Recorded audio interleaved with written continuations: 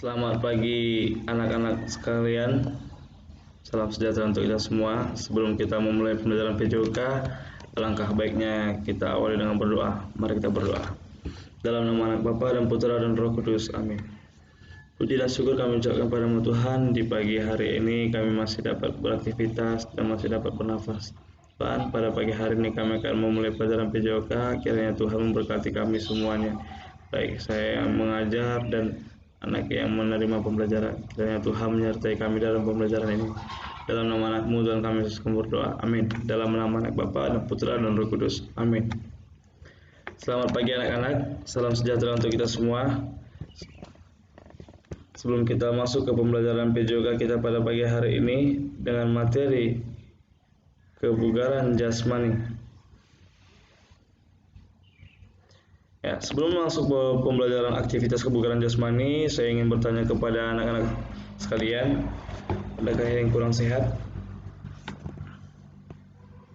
Puji Tuhan kalau semuanya sehat.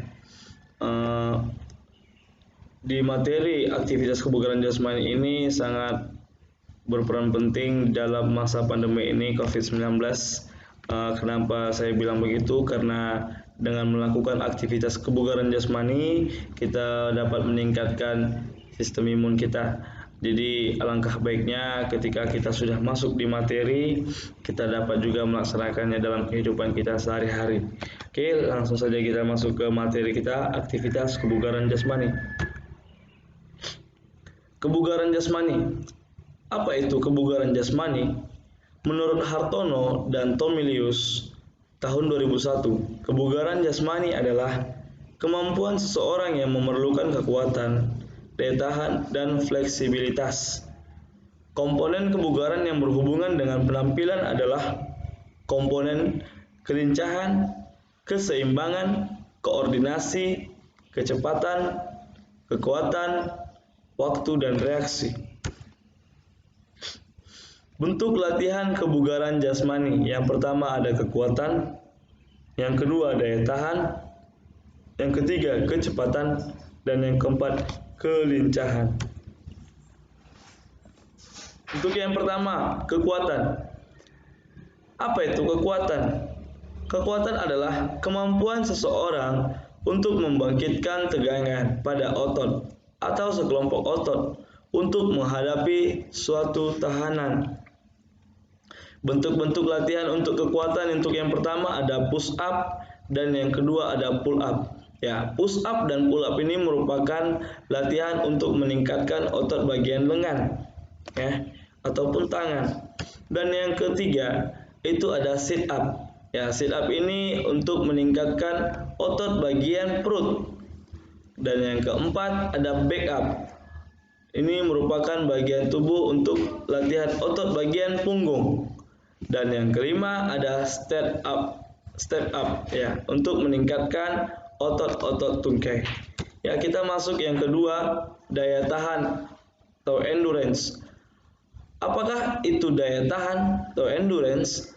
Adalah kemampuan seseorang melakukan kerja atau kegiatan dalam waktu yang relatif lama tanpa mengalami kelelahan yang berlebih. Ya, untuk latihan daya tahan ini sangat berperan penting bagi atlet ya. Kenapa saya bilang begitu? Karena latihan daya tahan ini mempengaruhi kemampuan atlet. Jadi ketika kita sudah mulai berkurang performanya di bagian daya tahan, maka kemampuan atlet pun otomatis berkurang. Jadi tidak maksimal. Jadi daya tahan ini sangat berperan penting dalam setiap pertandingan-pertandingan atlet. Untuk latihan daya tahan ini ada beragam jenis ya. Yang pertama ada fartlek, yang kedua ada lari lintas alam, ketiga interval training, dan yang keempat circuit training. Untuk yang pertama yaitu fartlek. Fartlek ini merupakan gabungan dari beberapa komponen-komponen latihan yang digabung menjadi satu. Seperti kita bisa lihat pada gambar ya. Jadi disusun sedemikian rupa dengan rute yang diatur oleh guru olahraga ataupun pelatihnya. Ya. Selanjutnya, yang ketiga, kecepatan atau speed. Apa itu kecepatan? Menurut Wiarto pada tahun 2013 halaman 171, kecepatan adalah kemampuan untuk menempuh jarak tertentu dalam waktu yang sesingkat-singkatnya. Bentuk latihan kecepatan yaitu yang pertama lari sprint 40 meter, yang kedua lari sprint 100 meter, ada juga yang ketiga uphill dan downhill, menaiki gunung ataupun menuruni gunung. Dan yang selanjutnya, kelincahan, agility. Apa itu kelincahan? Menurut buku yang dicetak oleh Wiarto pada tahun 2013 di halaman 171, kelincahan adalah kemampuan seseorang untuk dapat mengubah arah dengan cepat dan tepat pada waktu bergerak tanpa kehilangan keseimbangan.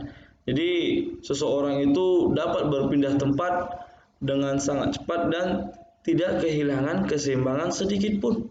Ya, kita bisa lihat bentuk latihannya langsung pada gambar, yaitu kelincahan di bagian lari zigzag. Ya, di lari zigzag ini dia berpindah dari sisi kiri ke sisi kanan itu dengan cepat, tapi tidak goyang atau tidak kehilangan keseimbangan sedikit pun.